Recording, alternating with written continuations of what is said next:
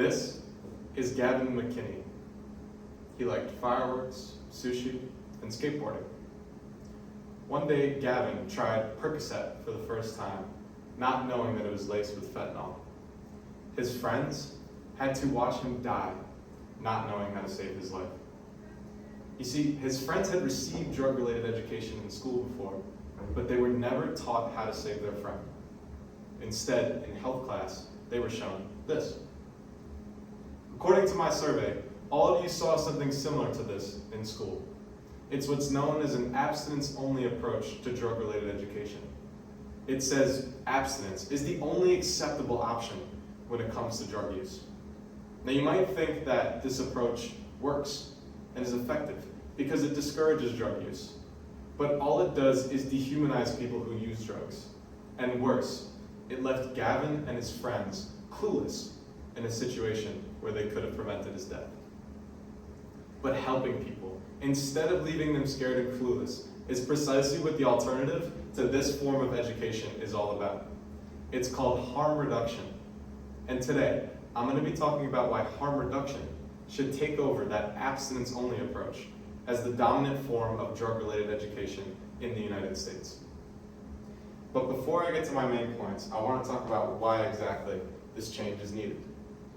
You see, according to the CDC, every day, over 200 people die of a drug-related overdose. To put that loss of humanity in scope, imagine you're on an airplane flying Delta, Spirit, American, Southwest, or any other commercial airline, and every single person on the plane with you were to just crash and die. Now imagine this happening every single day. To end this terrible loss of life, I believe that harm reduction education is the answer. You see, I've been doing harm reduction volunteer work for over 4 years now, and I know that when we compare the currently flawed abstinence-only education model to a better one, focused on harm reduction, you will see 3 main points. That harm reduction is better at reducing adolescent substance use, it's more ethical, and it's more realistic. So first, I'm going to compare how harm reduction and abstinence only do it actually reducing adolescent substance use.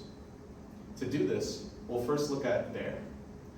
DARE, an abstinence-only program, was the largest federally funded drug and alcohol education program ever in the United States, and it reached 50 million children worldwide, including myself.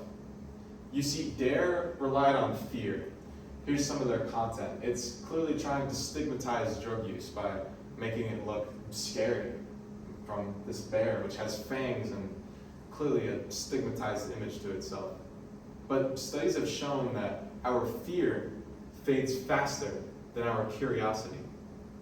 In fact, the Journal of the American Medical Association found that DARE, get this, had little to no long-term impact on reducing adolescent substance use. In contrast, harm reduction education programs have been associated with reductions of over 30%. One Australian program, known as SHARP, achieved 31% less alcohol use than comparative students who didn't go through the program. One of their anonymous students was quoted as saying, "I now know the effects, and I now know how to help," referring to alcohol.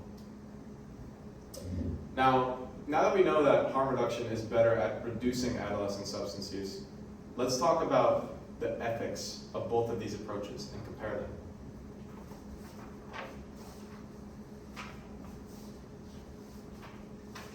When I say ethics, I'm talking about what values we're actually teaching.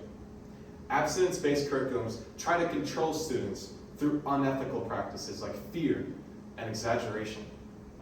They use images meant to trigger that fear, like this one, which describes vaping as something that could burn your lungs, like how fire burns a tree. This isn't ethical because it exaggerates the truth and it relies on that fear. In contrast, here's some harm reduction content. This image addresses vaping, but not in a way that says your lungs are going to burn. It's just displaying information. This information is still meant to dissuade you from vaping, but not in a way that relies on fear, in a way that relies on logic.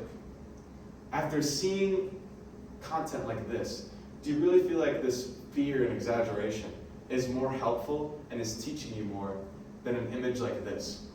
You see, harm reduction is deeply ethical because it doesn't rely on that abstinence only, fear, exaggeration, and shame. Instead, it relies on logic and honesty, which are ethical practices. So finally, let's talk about my last main point, which is the realistic aspects of both of these approaches.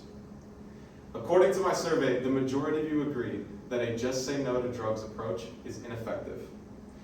Some students are going to try drugs or drink alcohol, regardless of what they're told. Ignorant to the suffering mental health or our innate curiosity. As we've seen from Gavin's unfortunate passing at the beginning of my speech, addressing the situation beyond a just say no approach is not only important, but it is crucial for saving lives. Where abstinence only rejects that reality, harm reduction steps into that reality. Not just teaching us to stay away from drugs, but teaching us how to stay safe in instances where drugs are being used. Specifically, it teaches us how to use naloxone.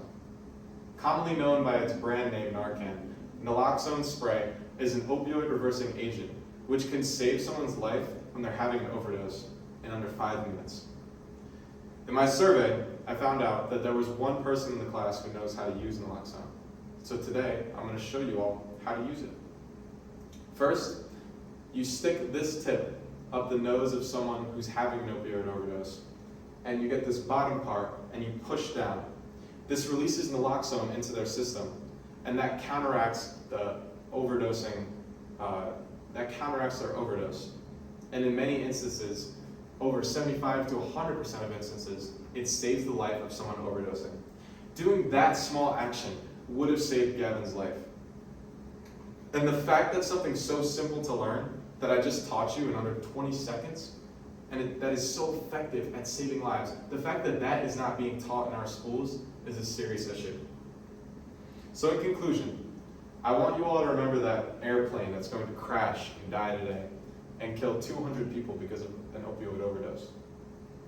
You see, I believe that harm reduction methods can save all 200 people on that plane, while an abstinence-only approach would argue that you shouldn't fly on airplanes because airplanes always crash, and when they do crash, it's your fault. It's time that we turn our classrooms not into fear factories, but into runways of understanding and relevant learning. Because shame, fear, exaggeration, it doesn't work. But compassion works. Realism works. Logic works. And harm reduction works.